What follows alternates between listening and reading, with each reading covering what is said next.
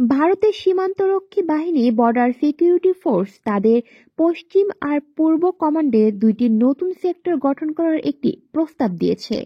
এসব সেক্টরে ১.৫ dozen battalion ও প্রায় ১৭,০০০ নতুন রক্ষী নিয়োগ দেওয়া হতে পারে। তবে এখনো সেই প্রস্তাবে নয়াদিল্লি থেকে কোনো চূড়ান্ত অনুমোদন আসেনি।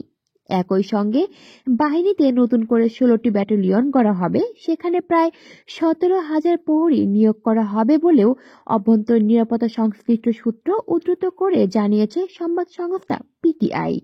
সীমান্তে পহরা আরো জোরদার করতে এই প্রস্তাব দিয়েছে বিএসএফ।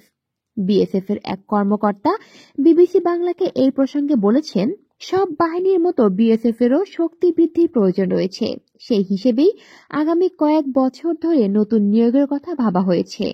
তবে নতুন ব্যাটালিয়ন গড়ার ব্যাপারে এখনো সরকার চূড়ান্ত ছাড়পত্র দেয়নি বলেই আমরা জানি।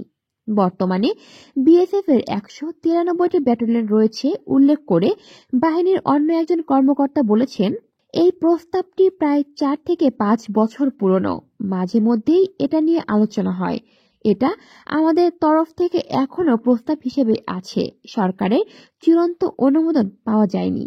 কলি শিকদার, বাংলা নিউজ নেটওয়ার্ক।